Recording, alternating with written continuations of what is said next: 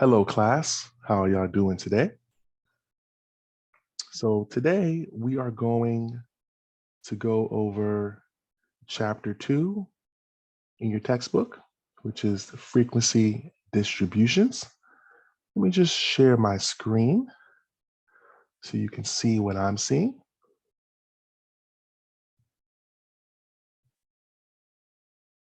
All right, so hopefully now you can see my screen. I'm gonna make this a slideshow. I was reviewing this before we started the video. So again, we're on chapter 2, frequency distributions. All right. And so some of the learning outcomes that you should understand after this lecture is done is you want to be able to understand how frequency distributions are used, how to be able to organize data into a frequency distribution table, where we won't touch on that as much as the textbook does. But what's really important is to know how to interpret the frequency distributions and how to organize data into a frequency distribution graph. And lastly, how to interpret and understand those graphs. So some of the tools that you're going to need in order to be successful in this chapter is going to be, like I said in the last lecture, to review the math in Appendix A. It goes through the math that you would have had to have learned going from K all the way to around ninth grade, around algebra. And so the ones that will be specifically important in this particular section is fractions, decimals, and percentages. You'll also need to be to understand and be comfortable with the different scales of measurement that we went over in the last chapter. That being the 4 scales of measurement, being the nominal, ordinal, interval, and ratio scales. And you're going to need to be comfortable with what we talked about when it came to continuous and discrete variables. We won't be going over too much the real limits. I haven't did that in chapter 1, so you won't be responsible for that. So don't worry about that too much.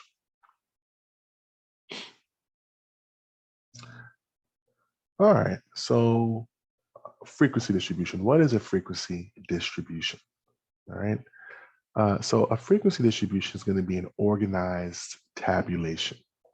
It's going to show the number of individuals located in each category on a particular scale of measurement. And these frequency distributions could either be tables or graphs. And we're going to go over both of these and a couple of different versions of them throughout this lecture. So what's important is that these frequency distributions are always going to show the categories that make up the scale and the frequency, or how many individuals are in each of the particular categories.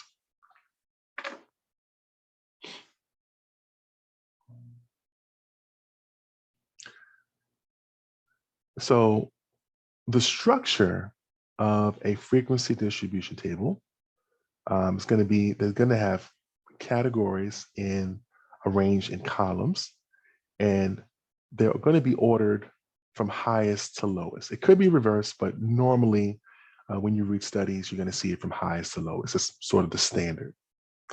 And then in the adjacent column, you're going to have a frequency count. All right.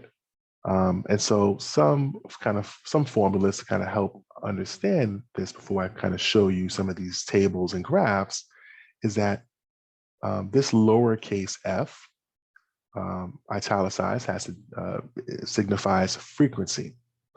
And if you add up, the sigma that we learned in the last chapter, if you add up all the frequencies, that's going to give you n, capital N, which stands for the population of scores. Or if you're dealing with a sample, sigma the sum of the frequencies is going to give you the sample size, how many scores are in the sample. All right. Now, if you're looking at a frequency distribution table, right, and if you wanted to compute the sum of all the scores from the table, you could do this in two ways. Either you could convert the table back to original scores, which I'm going to show you in the next slide, or you can compute what is called the sum of the frequency times the score. And that would give you the sum of the X scores as well. So here are some examples of this to get a good flavor of what I'm talking about.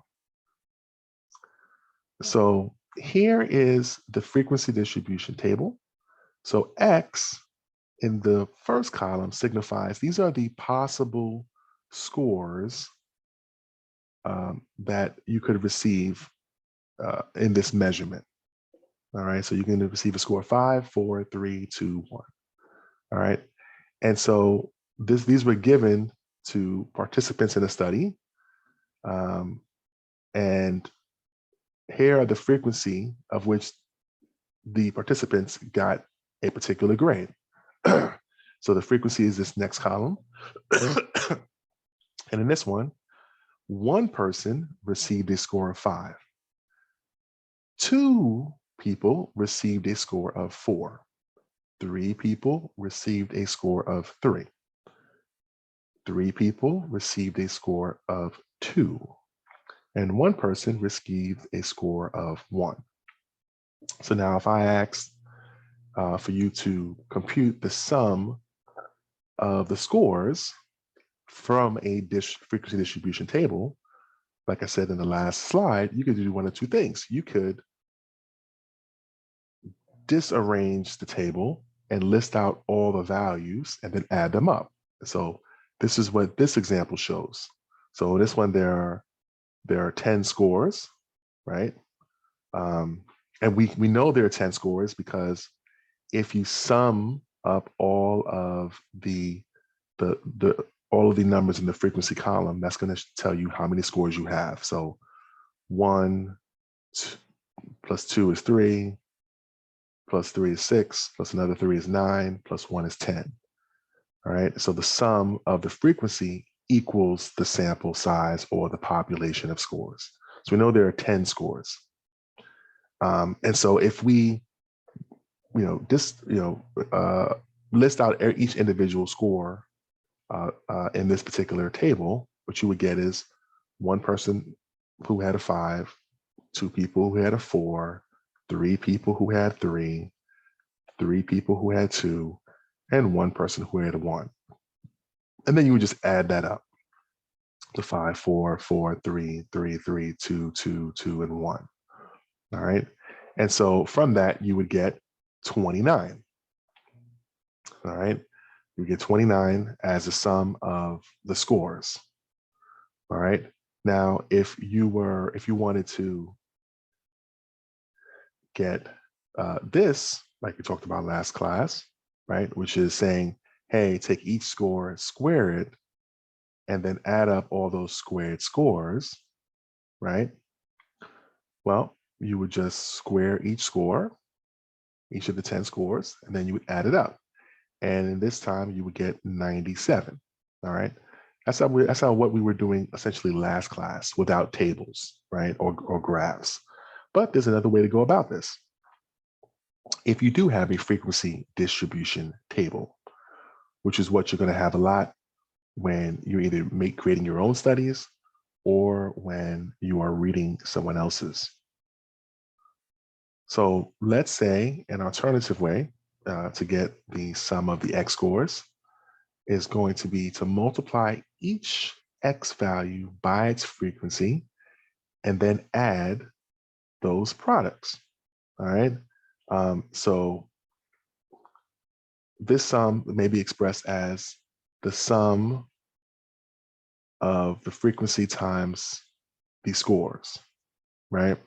So here is 3 columns now. right? 1 represents the possible scores you can get on this assessment or measurement. Here is the frequency at which people got each of those scores. And here is the product of the previous 2 columns, the frequency and the scores, right? So a score of 5, 1 person got the score of 5, right? And so 5 times 1 is 5. 2 participants received the score of 4. 3 people received the score of 3. And then we multiply those.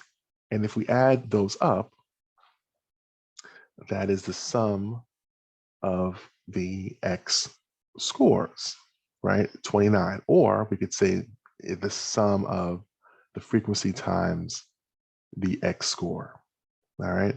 Those are equivalent in a frequency distribution table, all right? Let's say, so it doesn't matter what methods you kind of use. The important point is that you must use the information given in the frequency column in addition to the information in the X column, all right? So let's say you wanted to compute this, which is, saying that, hey, we take each score squared, then add up all of those squared scores and from a frequency distribution table, all right? All right, so to get this, right, this would be equivalent to the sum of the frequencies times the X scores squared.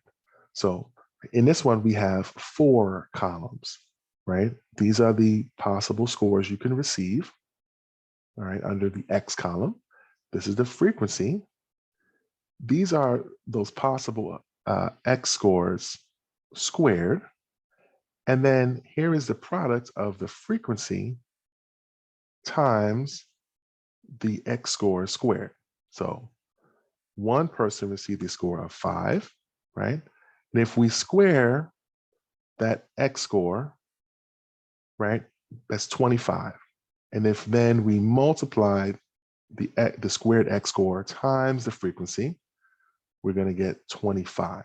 And if let's do that with another score. So 2 people received a score of 4, right? If we square this possible X score, right, 4 squared gives us 16, all right? If we then multiply the frequency times that squared X score, it'd be 2 times 16, which would give us 32. All right, and you do that for all 3 of those, 3 of the rest of these, and then you would add that up. So it'd be 25 plus 32 plus 27 plus 12 plus 1 gives us 97. All right. All right.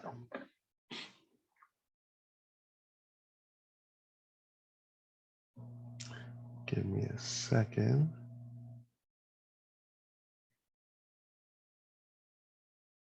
Okay.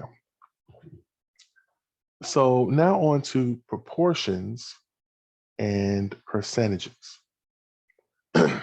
So a proportion, right, is going to measure the fraction of the total group that is associated with each score.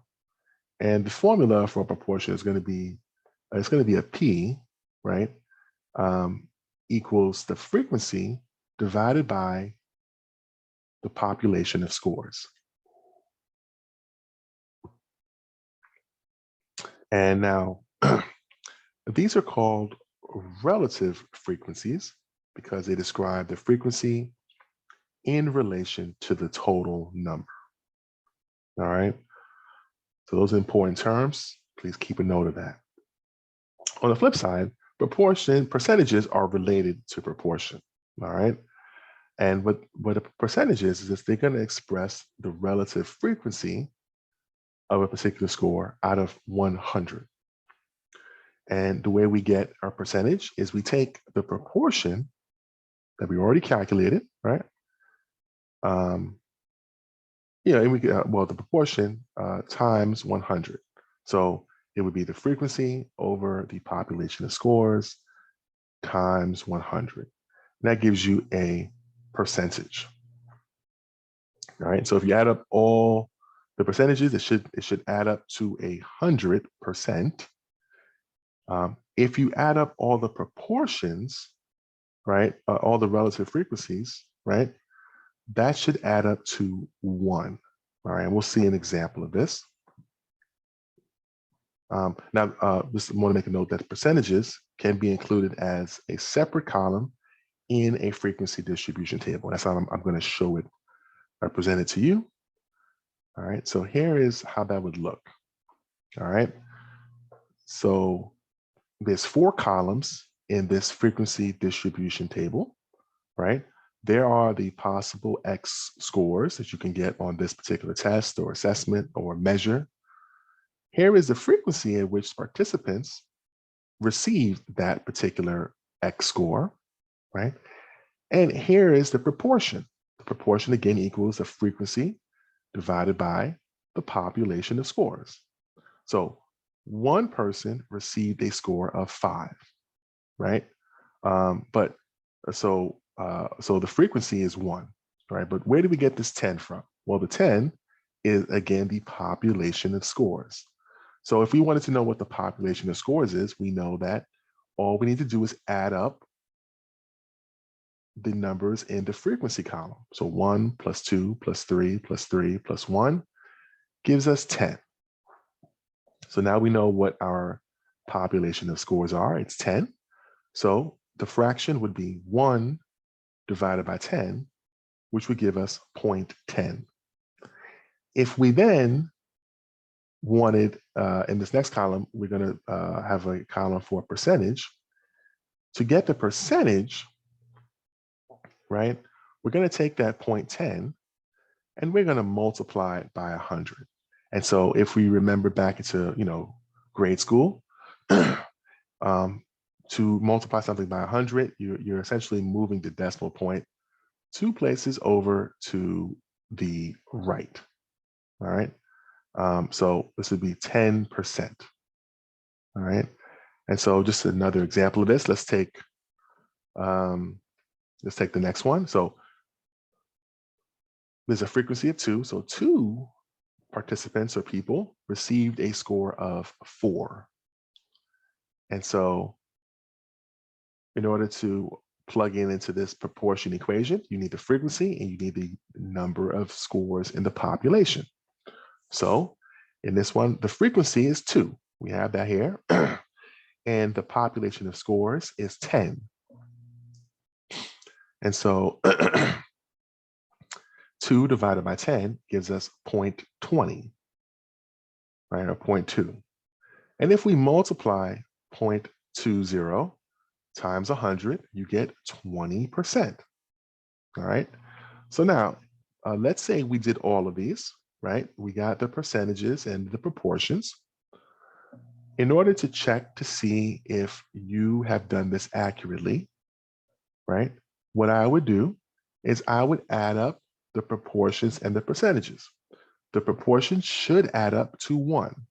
So 0.1 plus 0.2 plus 0.3 plus 0.3 plus 0.1 adds up to 1, which is what it should add up to.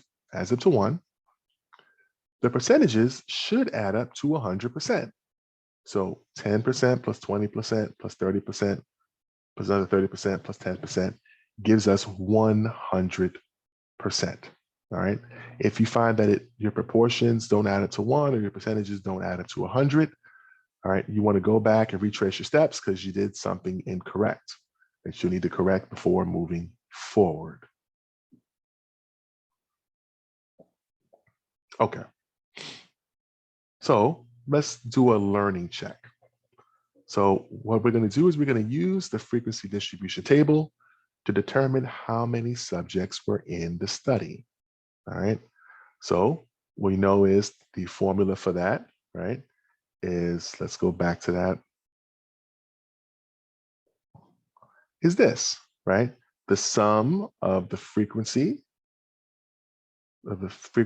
gives us the population of scores. So let's do that. right? So we have two columns. This one is the frequency column, right? And we have 1, 2, 2 plus 4 is 6. 6 plus 1 is 7. 7 plus 3 is 10, right? So there were 10 subjects in the study.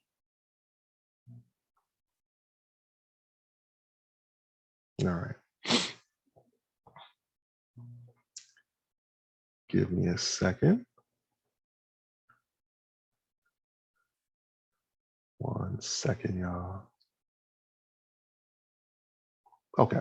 So the next question is, for the frequency distribution shown, is each of these statements true or false? All right. And so the first one says, true or false, more than 50% of the individuals scored above a 3.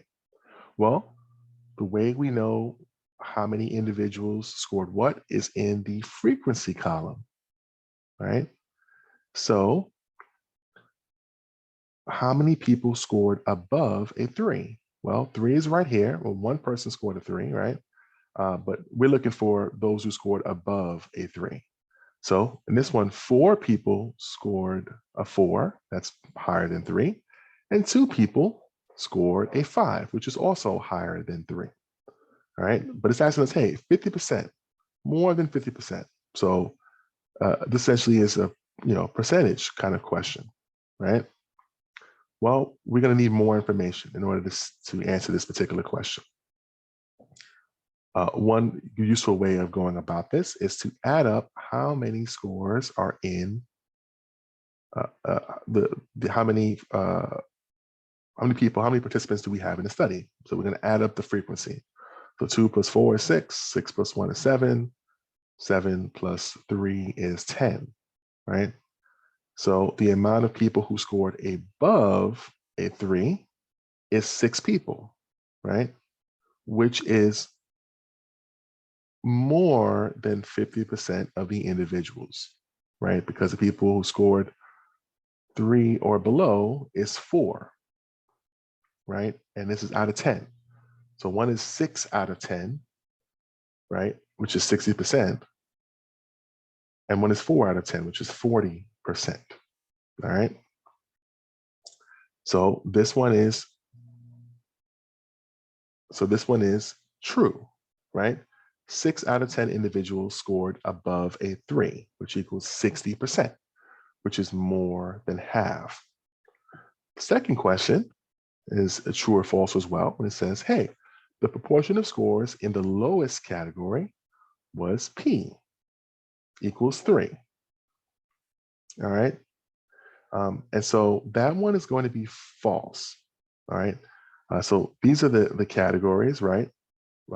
These rows, right, represent categories. And a proportion is a fractional part. So there are 3 people who scored a 1 out of 10 participants in the study. So the proportion is a fractional part. So it's going to be 3 out of 10 scores, which is 3 divided by 10, which is 0.3. So you got to remember that, because the question was saying, hey, 3 as in a whole number, but that's not how proportions work. All right. The largest proportion is a whole, which is just 1. All right. Okay. So here are the answers to that.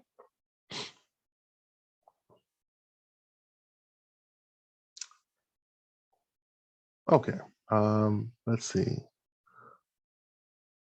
So let's answer some of these questions. All right. So the first question, if the following scores are placed in a frequency distribution table, then what is the frequency value according to X equals 3? Well, this one has to deal with what is the frequency of participants who scored a 3 in this population of scores. Well, this one is just adding it up, right? So there's 1 person who scored a 3, there's another, there's 2, there's 3, and there's 4. So 4 people scored a 3. So your answer is going to be D, 4. All right. The next question it asks, for the following distribution that reports the number of smiles displayed by a childcare worker to a baby in a 20-minute time frame, how many smiles were observed? Right? So this too is a frequency question, right? It's asking us how many smiles were observed. What's the frequency, right? So in this one, all you would do is add up the frequency column. So 6 plus 5 plus 5 plus 3 plus 2 gives us 21. So in all, in the 20-minute time frame, 21 smiles were observed. All right. And then lastly, we have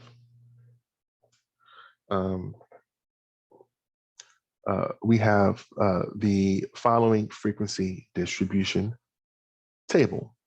And it's asking us, what is the value of the sum of the x scores squared?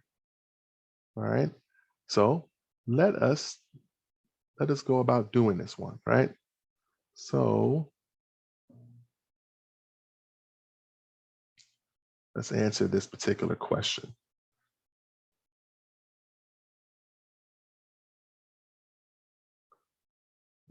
Give me 1 second.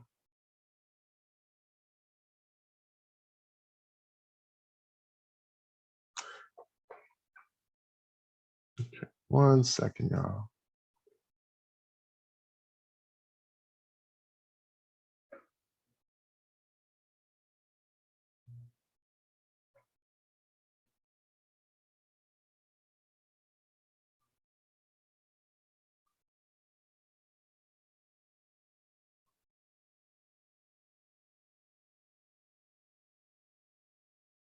Okay. So let's do that problem. So what I've done to make this process a little bit easier is I have created essentially a worksheet where you can plug in different problems to help you with practicing some of these questions, some of which that you will receive on a quiz, right? And this is going to be in the module section of on Canvas, all right? So we're right here, right? We want to know the sum of the x scores, right? And the numbers that were given are, so the possible x scores is 5, 4, 3, 2, and 1. All right, so let's add in, another line, insert below, okay. All right, so the possible scores are 5, 4, 3, 2, and 1. And the frequency of those scores, right? We had 1, 0, 2, 1, and 3. Let's just make sure that's correct, right? So 5, 4, 3, 2, 1, 1, 0, 2, 1, 3. 1, 0, 2, 1, 3. Okay. All right. So in this particular screen, it's going to tell you, well, let me just make sure that you can see this. So I want to be sure. So don't have y'all participating in class. I don't know if you can see this. I want to confirm you can. All right, so you should be able to now. All right. All right, so again, here's the worksheet. So this one is saying, and you have to read this a little bit differently. This one is saying, hey, just square your possible scores, your x scores, right? So 5 squared is 25, right? Give me 1 second. Okay, yeah, 5 squared is 25. 4 squared is 16. let's see. 3 squared is 9. Give me 1 second.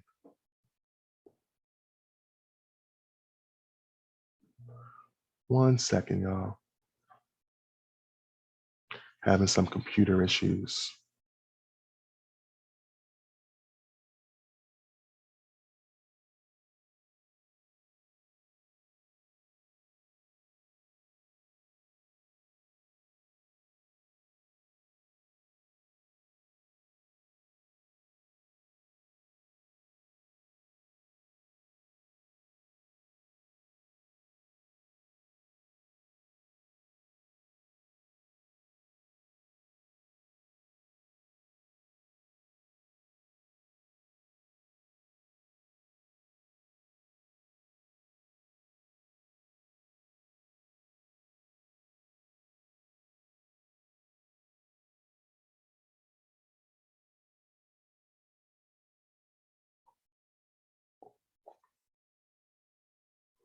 Okay.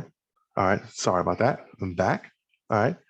2 squared is 4, right? Oh, I'm sorry. Yeah, here's where I made a mistake here. 4, um, yeah, no, that's going to be 4 squared is 16, right? Um, okay. Then 1 squared is 1, right? And so now I'm going to take the frequency and multiply by the x score squared, right? So 25 times 1 is 25. 16 times 0 is 0. 9 times 2 is 18. 1 times 4 is 4. And 3 times 1 is 3. All right. And then this one right here is just saying, hey, we're just going to add up, we're going to sum up all those scores. So 25 plus 0 plus 18 plus 4 plus 3 gives us 50. All right. So that gives us 50. All right. And so let's see what the answer is here.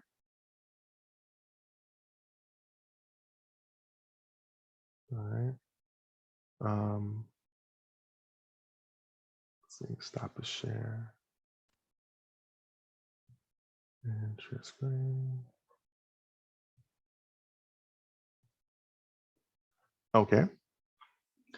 And so for that last question, right, the answer is A, which was 50. All right. Let's go for current slide. Okay. All right. So now we're going to move on and start talking about what are called grouped frequency distribution tables. So a lot of times in studies, the number of participants that we have or the population that we're dealing with are very, very large. So if the number of categories is very large, right? What we usually do is we're going to combine or group scores or categories in the table to make them easier to understand. The main issue with this is that when you do this, information is lost when you group categories. And so what you can't find is what individual scores people received. All right. And so the more categories that you group, the more information is lost. So the groups or the intervals, right, for these grouped frequency distribution tables are called class intervals. So here's an example of this, right? So instead of having each category of possible X scores listed out, so we have it in groups of 2. So people who had scored either a 16 or a 17, well, that was one person scored in this class interval. So we know they scored either a 16 or a 17, but we don't know which one they scored. So, right, so that information again is lost, right? And the same with 18 to 19, right? Instead of listing 18 as one category and 19 as another category, we grouped them into a class interval where the frequency of people who scored either 18 or 19 is 3, right? We can't tell again which person scored 18 and which person scored a 19, but we know 3 people scored in this class interval. All right. And in this grouped frequency distribution table, we if you just add up the frequency column, you would still get how many people participated in the study or what was the population of scores.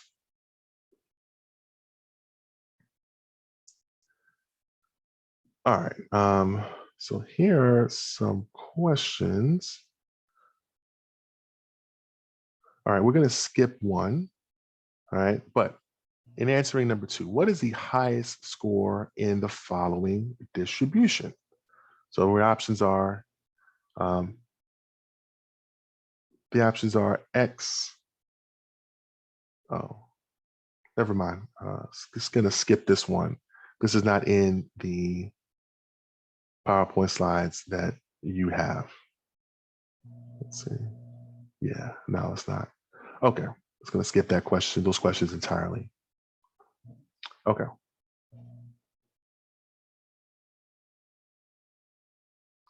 Neither are these, so don't have to worry about that. Okay. So let's deal with these questions. Decide if each of the following statements are true or false. All right, so true or false. You can determine how many individuals had each score from a frequency distribution table, right? Well,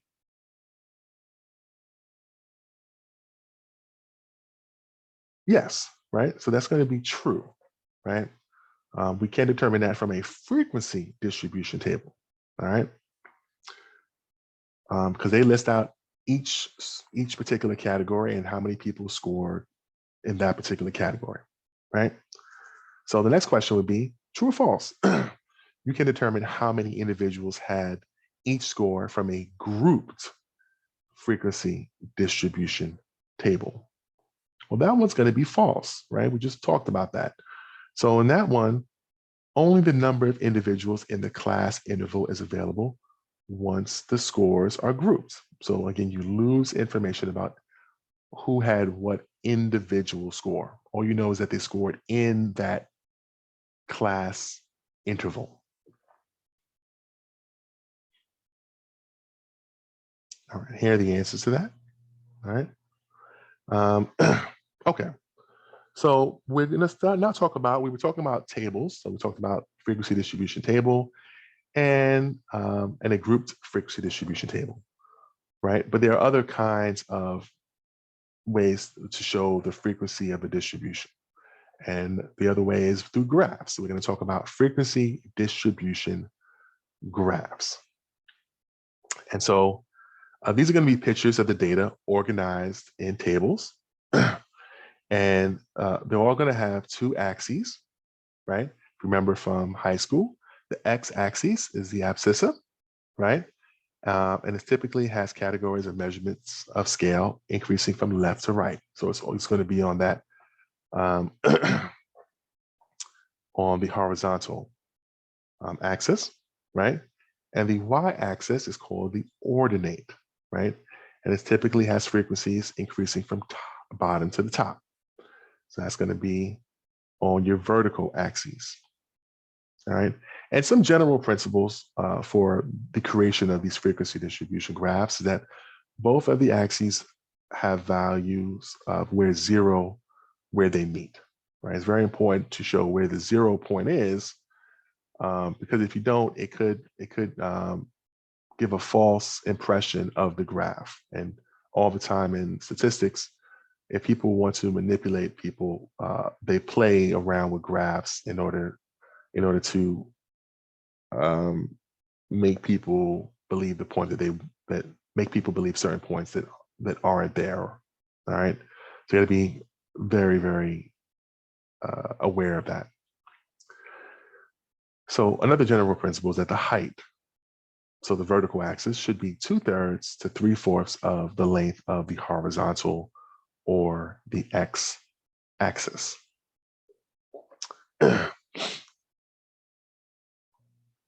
All right. Some of the questions when you are making these graphs is, what is the level of measurement?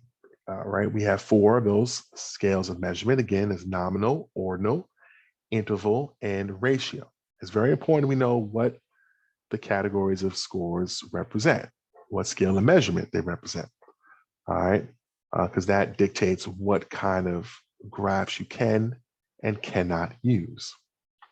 Another important question is the data discrete or continuous, right? Because that too is going to let us know what graphs you can and cannot use. And then lastly, are we trying to describe what's going on with a sample or what is going on with a population?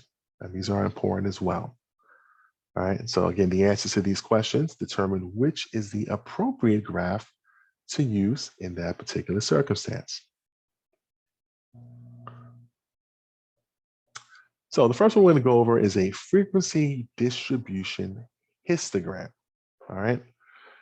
And so if we're making a histogram, it requires that the scales of measurement for the categories of scores that we have is at an interval or ratio scale of measurement. So it cannot be a nominal scale of measurement and it cannot be an ordinal. All right. And to make the frequency distribution histogram, you're going to represent all scores on the x-axis from the minimum through maximum observed values. So we're going to include all the scores with a frequency of 0. So if a particular score was possible, but no one received that score, well, that score has a value of 0. All right. And so what you're going to do in a histogram, right, you're going to draw bars above each score. All right. I'll show you how these histograms look. All right. So the height of the bar is going to correspond to the frequency, and the width of the bar corresponds to what is considered the real limits, or 1/2 score unit above or below the discrete scores. All right. So let's go over that real quick, because I didn't go too much into real limits in this particular class, but those of you who had me in prior classes are somewhat familiar with the term real limits, right? So here is a frequency distribution histogram. So one important thing is that in histograms, right, the bars touch each other, all right? They're connected to each other. They're not separate. I'm going to show you what a separate one looks like. But in a histogram, the bars are not separate. And this is telling you that you're dealing with continuous data. All right. Continuous data. All right. It's also telling you that you're dealing with either interval or ratio data. All right. So in this one, here is the frequency distribution table. Right here are the possible scores: 5, 4, 3, 2, and 1 for this quiz. And here is the frequency at which the people who took the quiz received each of those scores. So 2 people received the score of 5, 3 people received the score of 4, 4 people received the score of 3, 2 people received a score of 2, and 1 person received a score of 1. So this is going to be the this is the x-axis, right, of the abscissa. This is or also we call the horizontal axis. And usually the scores are going to go up from left to right. So these quiz scores go up from 1 all the way to 5. All right. And on the y-axis, or the vertical axis, or the ordinate axis, right, you're going to have frequencies going up from 0 all the way to the highest frequency. So 1, 2, 3, 4, going up from the bottom to the top. All right. And And so the height of the bar is going to correspond to the frequency, right? So this is the possible quiz score, right, of 1. And the frequency of which people scored a 1 is 1. So one person scored a quiz score of 1. 2 people scored a quiz score of 2. 4 people scored a quiz score of 3. 3 people scored a quiz score of 4. And lastly, 2 people scored a quiz score of 5. All right. Now, as you can see, here is the score, right? So the score is right here, and the score is in the middle of the bar. And it's placed there for a reason, because it's trying to represent that this is in the middle and it's in between. This is a discrete score, which is in the middle of the real limits. All right, so the real limits, again, briefly, that's what I want you to be aware of it, because you won't be responsible for this on quizzes, but the real limits are the halfway point between scores. So the halfway point between 1 and 2 is 1.5. The halfway point between 2 and 3 is 2.5. The halfway point between 3 and 4 is 3.5. All right, and so the way these histograms are arranged, that they're touching because they're continuous data, and the real limits are 1.5 here and 2.5 here, 3.5 here and 4.5 here.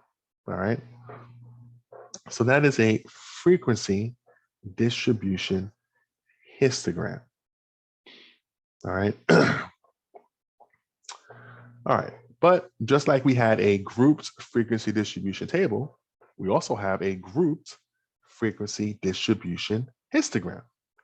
And so these are going to have the same requirements as for frequency distribution histogram, except we're going to draw bars above the grouped class intervals. All right, and so in this one, the bar width, right, is the class interval with those real limits, like I was just talking about. So the consequence of this is that the apparent limits are going to be extended about 1/2 of a score unit at each end of the interval. So it's going to make sense more when I show you a picture. All right. So here is the grouped frequency distribution table, right? So in this one, we have class intervals that are going up by 2s, right? So 2 people in this study, had a height between 30 and 31. 4 people had a height between 32 and 33 inches. 3 children had a height between 34 and 35 inches, and so on and so forth, right? So each of these, again, represents a class interval, right? It's a grouping of categories. And so if we were to draw that out, right, we're going to have the children's height in inches on the x-axis, and we're going to have the frequency on the y-axis. And this little line right here is to tell the reader that we're not starting this graph from 0. All right. So this is to help the reader understand what's going on. All right.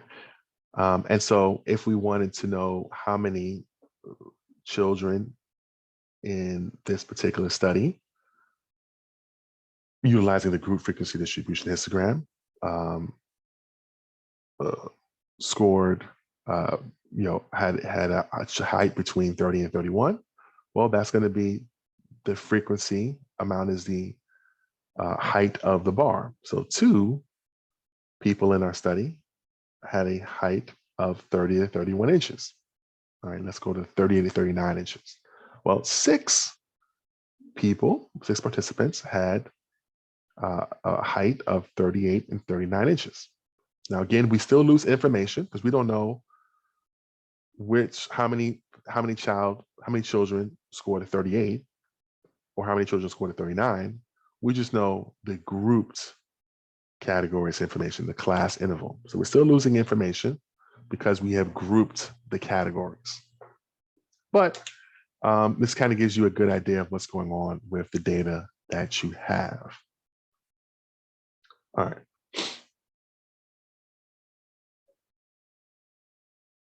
So another kind of histogram, and one that we're going to use a lot in this particular class, is what's called a modified block histogram, or just a block histogram.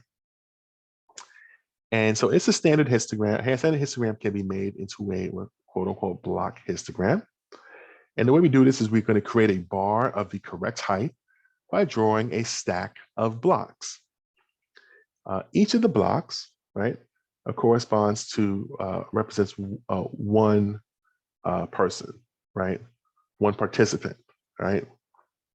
Therefore, block histograms are going to show the frequency count in each bar, right? So let's take a look at this. So in this one, as you notice, we have an x-axis, right, with the scores, the possible scores you can get, but we don't have a y-axis, right? We don't have a y-axis with frequencies going up from the lowest to the highest, right? So instead, what we do is we take counts of these blocks. These blocks represent the frequency. So in this one, there's one person who received a score of 1, right? So this is the frequency because there's only one block here. So how many people had a score of 2? Well, we just count the blocks, 1, 2, 3. So that's a frequency of 3. So 3 people scored 2. If we wanted to know how many people scored a 4, we just again count the blocks. So 4 people had a score of 4, and so on and so forth.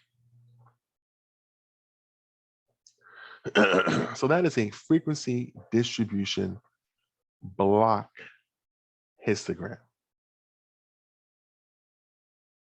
All right.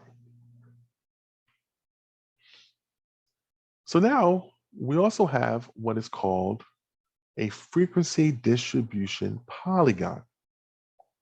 All right. And in this one, we're going to list all the numeric scores on the x-axis. All right. Again, we're going to include those with a frequency of 0 if we have them. And what we're going to do is in these polygons, we're going to draw a dot above the center of each interval. And the height of the dot, corresponds to the frequency. And then you just kind of connect the dots to form a continuous line. And what we do is we close the polygon, and we end the polygon where we're going to have the line meet y equals 0. And the final lines are going to be drawn so that they reach the lowest score on the left side, right? One category below the lowest score on the left side, and one category above the highest score on the right side. And you could also do this with, grouped frequency distribution data. So let's see how this looks, because, this sounds really complicated, but in reality, it's not. All right, so here is our frequency distribution table, right?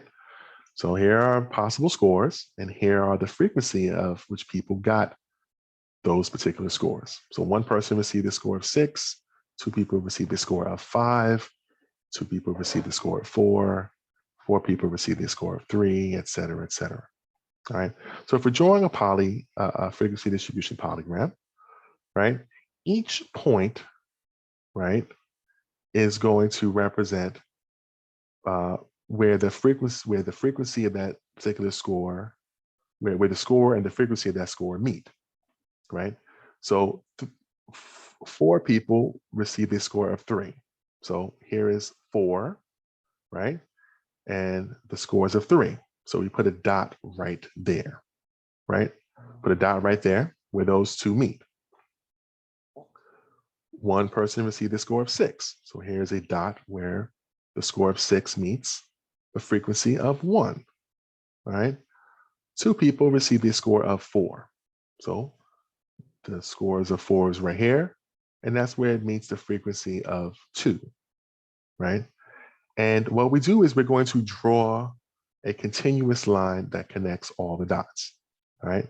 When we get to the top part of our scores, right, we are going to end the frequency distribution polygon one category above the highest score, right, and have it meet where the frequency equals 0. So right here, this line right here is where the frequency is actually 0, right?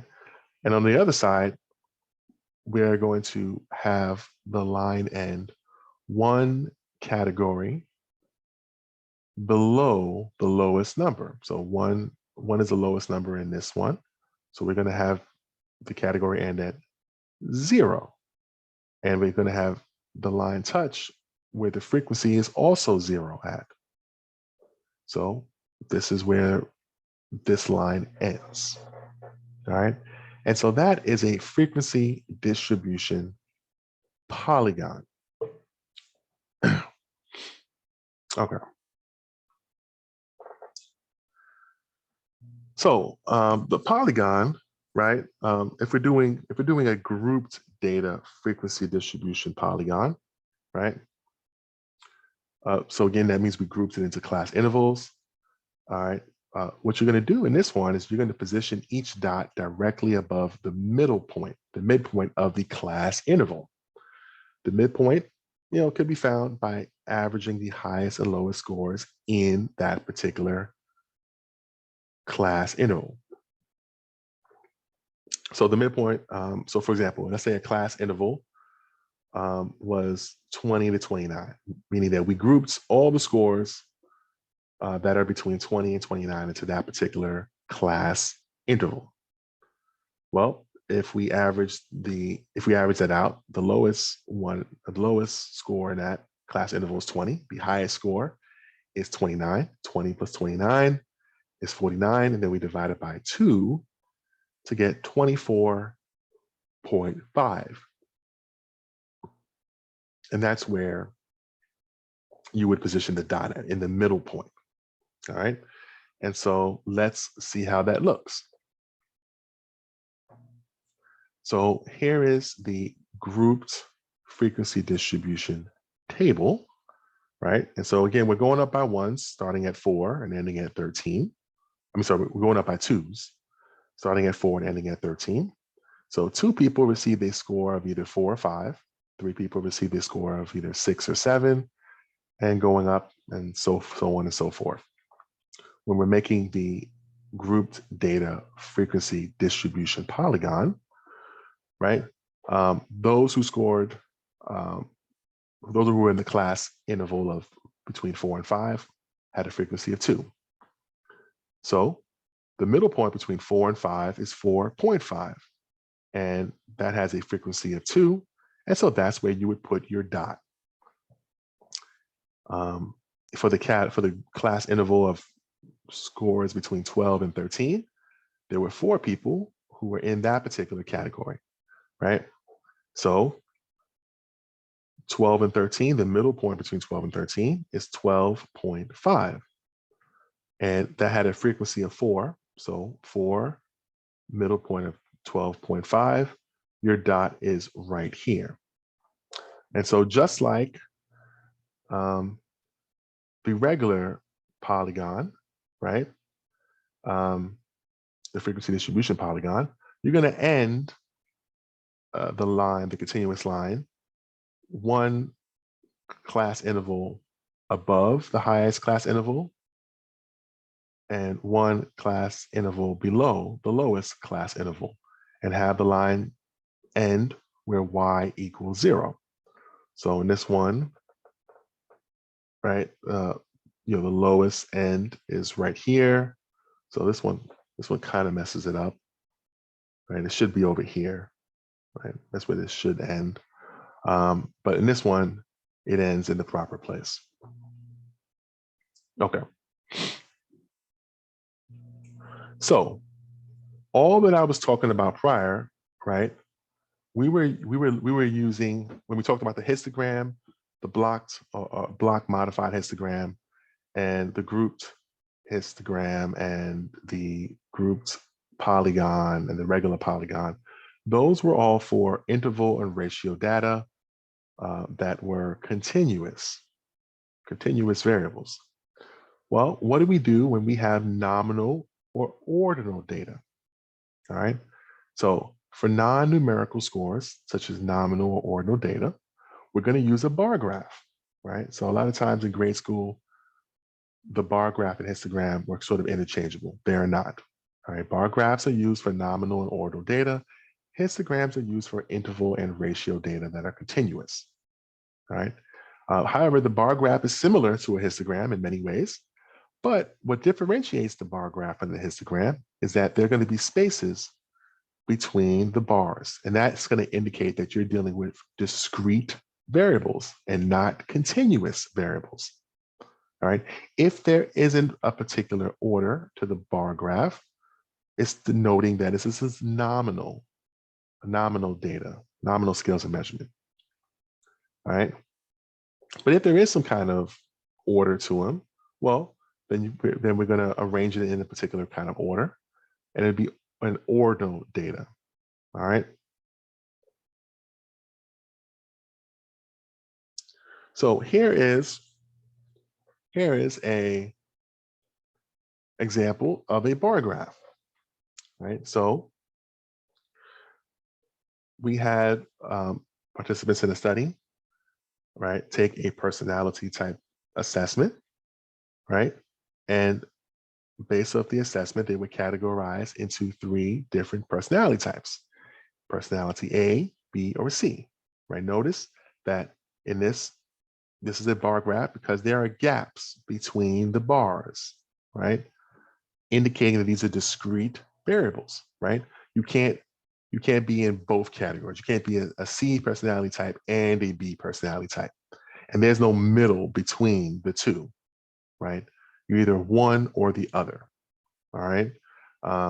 Indicating these are discrete variables using nominal data, right? Because the personality type, there's no personality type that is greater or lesser or better or worse than the other one, right? They're just personality types. These are just categories. So the same kind of x-axis, denotes the personality type is what we were doing it with the histogram. And the frequency is the same as well, right? The only thing that's changed is that we have a bar, but the bars are separated to indicate that they are discrete variables. All right. So what do we do when we want to talk about populations, right?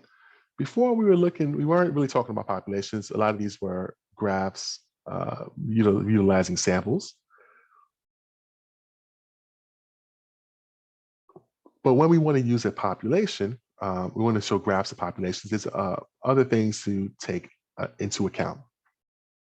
So again, when the population is small, scores for each member are used to make a histogram. So, populations are small, you can use a histogram, you can get away with that. But most populations aren't that small.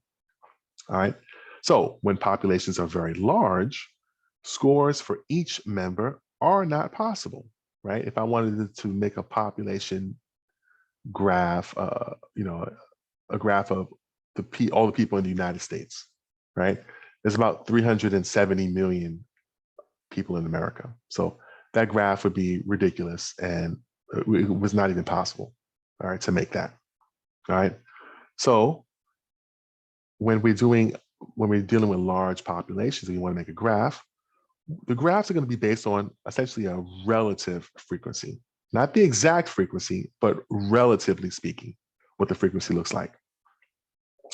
And also in these populations graphs, we're we're not only going to use relative frequencies, but we're going to use smooth curves, all right, to indicate that we're not using exact scores. These are all relative, right? Relative scores, relative frequency, right?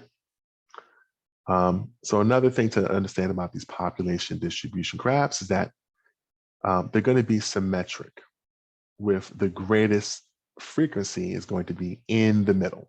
So the most people receive scores that are in the middle of the graph. That's a very important point, one that we're going to talk about a lot in this class, because we're going to be dealing with these population distribution graphs a whole lot.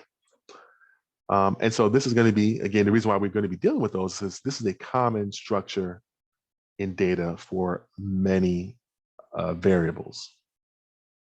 So let's look at some of these kind of distribution graphs. All right, first, we're going to talk about a bar graph of relative frequencies, right? So we know it's a bar graph, right? Because, you know, there's two bars, there's bars, but the bars are separated. And it's separated because we're trying to show that these are discrete categories, right? You can't be a female and a male, all right? Doesn't work that way. And it's also telling us that we're using nominal data, right? There's no quantitative amount.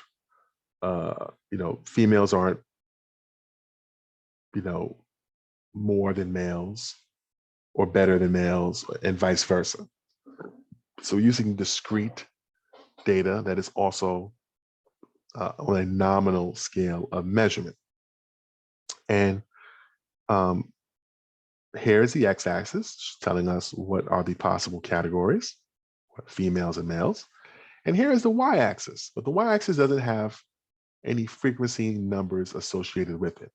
It's just a relative frequency. So what that means is that, hey, if I showed you this in a study, well, we know that this bar represents females and this bar represents males. And we know, relatively speaking, females outnumber males, you know, a little bit, right? Relatively speaking, right? We know there's a little bit more females than males, all right? So that's what this kind of graph is telling us. All right, so here is one of the more important things that we're going to come across in this particular class. We're going to use this a lot. This is what's called a normal curve. Also, it could be called a bell curve. It could also be called a Gaussian distribution. All three are essentially the same. All right. This one is showing the IQ population distribution. So notice, like I was talking about before with the population distribution graphs, right? When the population is large, so it's just talking about the population of IQs. So this is going to be large. This indicates everybody in America or the world or whatever population that they are identifying with. We're going to use relative frequencies, right? So relatively speaking, we can tell that those people who scored 100 are more frequent than those who scored a 70, all right? Those who scored 115, all right, are more frequent. There's more people who scored 115 than there are those who scored 130, right? All right, because 115 goes up to here, which is around this kind of relative frequency, but 130 goes up to here, which is a lower level of frequency. So we can tell the relative frequency of the scores. The second thing I talked about in these population distribution graphs, right, for large populations, is that we're going to have a smooth curve, right? There's no rigid blocks or histograms or bar graph where they're, you know, rectangles or squares, right? It's a smooth curve, and that's going to indicate to the reader that exact scores aren't being used. All right. And lastly, what I talked about is that in the population distribution, right? It's going to be in a normal distribution, which is what this is, right? A normal distribution looks like this, right? And in a normal distribution, the greatest frequency of scores in a category are going to be in the middle. So the most people have a score of either 100 or close to 100. As we go further out, we have less and less people getting either higher scores than 100 or lower scores than 100, all right? And so this is the common structure for data in many variables, all right?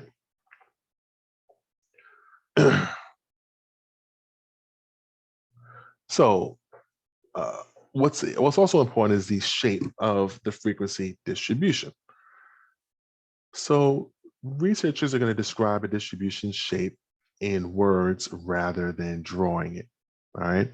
If it's a symmetrical distribution, that's going to mean, hey, each side is a mirror image of the other. So if you go back to this distribution right here, if we cut this in half, right, we can flip this distribution onto the other side of the distribution and it folds in perfectly with each other. They are symmetrical, all right, it's symmetrical. All right, however, not all distributions are symmetrical. Some are what are called skewed distributions. And that means scores are going to pile up on one side and then they're going to taper off in a tail on the other, right? So if the tail is on the right, that means you have some really, really high scores, right? And it's going to be what's called a positive skew. If the tail is on the left, that means most of the people had high scores, but then you have some low scores, right? So really, really low scores. And that's going to give us what's called a negative skew. And so here are some of the shapes of these particular distributions. So the first one is the symmetrical one, what's called, again, the bell curve or the normal distribution or the Gaussian distribution. And so that one, if you cut it in half, it folds onto each other, so it is symmetrical. Here is another kind of symmetrical distribution, right?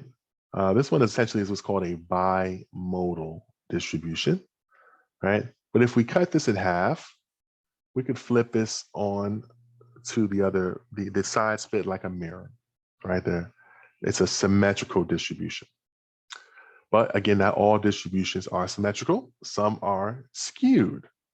And we could have either a positively skewed distribution or a negatively skewed distribution.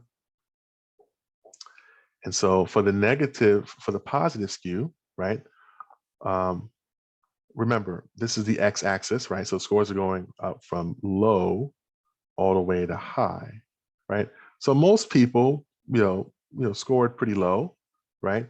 But then we have a small portion of people who scored very, very, very high, all right? Small portion of people scored very, very high. So when we draw this distribution, it's going to have a tail, right? So right here is considered the tail, right? This tail is going to be facing the right side. And so this is a skewed distribution for a positively skewed distribution. And the opposite is happening in what's called a negatively skewed distribution. So that means in this one, again, this is the x-axis, right? So scores are going from low, right, all the way to high. So the majority of people scored pretty high on this particular assessment or test or measurement. But there are a small number of very, very, very low scores, right? And so when we draw this out, what ends up happening is that we end up having a tail facing the left. And that's going to indicate to us that the data that we have that we're graphing is a negatively skewed population distribution or distribution in general. All right. Okay.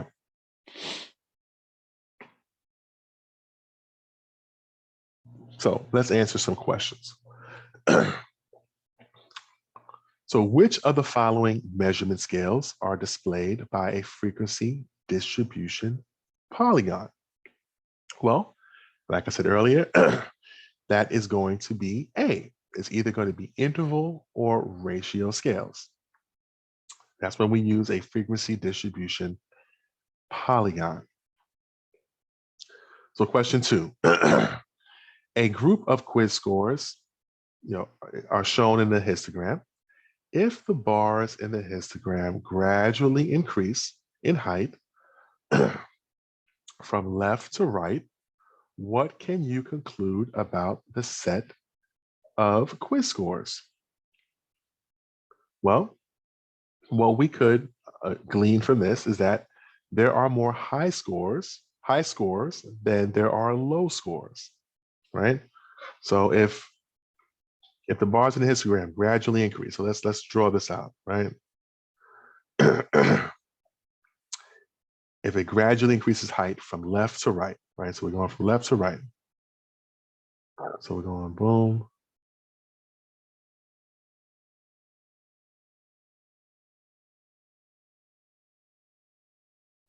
Right? What we're saying, right? Because this is the frequency, right? Frequency is going up, right? What we're saying is that there are more high scores, right? More high scores than there are low scores. All right. And there are low scores. So question 3. Instead of showing the actual number of individuals in each category, a population frequency distribution, right? Let's erase this. All right. So instead of showing the actual number of individuals in each category, a population frequency distribution graph usually shows C, a relative frequency, right? Because populations are very large. So we just want to get people to understand what's going on. So it has smooth curves. We show relative frequencies because there's so much data going on in that particular graph, all right? And the last question, right? Number 4, in a distribution with a negative skew, where are the scores with the highest frequencies located, right? Are they on the right side of the distribution, the left side, the middle, or represented at 2 distinct peaks? Well, they're going to be on the right side of the distribution, right? So if we go back to the negative skew, right? Scores with the highest, right? Scores with the highest frequencies, right, are right here, right? And so they are on the right side of the distribution, right? So that would be A.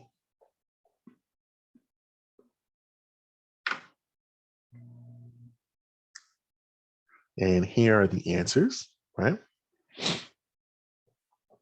Okay. So what is the shape? Let's do some other questions. What is the shape of this distribution, right? The shape of this distribution is positively skewed, right? We have a whole bunch of scores are, most of the scores are pretty low, right? Because remember, we're going up in value, right? But then we have over here, we have some really, really, really high scores, which is going to create a tail, this thing right here. It's going to create a tail in the distribution. All right, let's clear this out.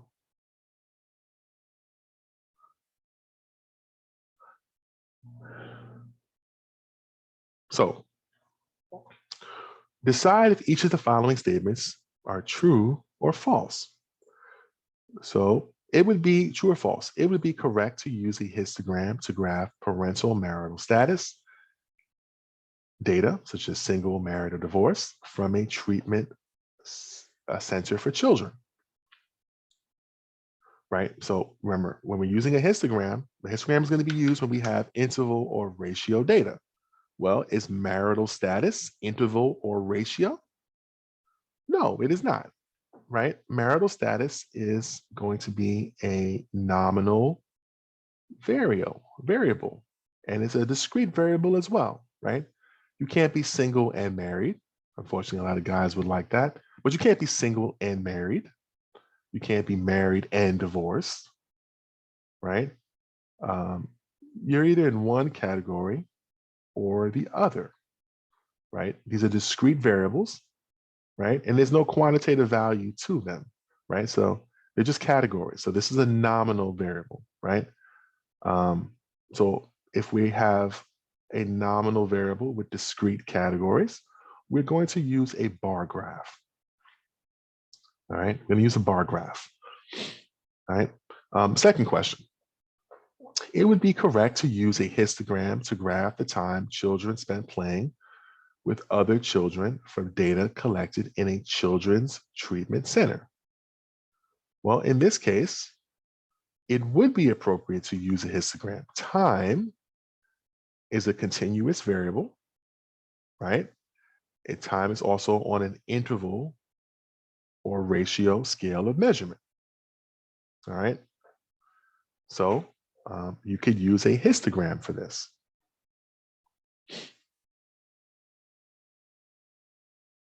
All right, here are the answers to the question. All right. And that ends this particular chapter. All right. And so I want to thank you for attending this lecture. Again, if you have any questions, right, please do not hesitate to contact me at my office. The number is on the syllabus, and my office as well is on the syllabus, but essentially it's on the second floor of the nursing building, room 205. All right. I'm always there during my office hours, and if I'm not, then you can just always hit me up on Canvas or via email, and we can set up some time to talk or discuss things to get further clarification in this particular class or any other class that you have with me. All right, y'all have a great day. Peace.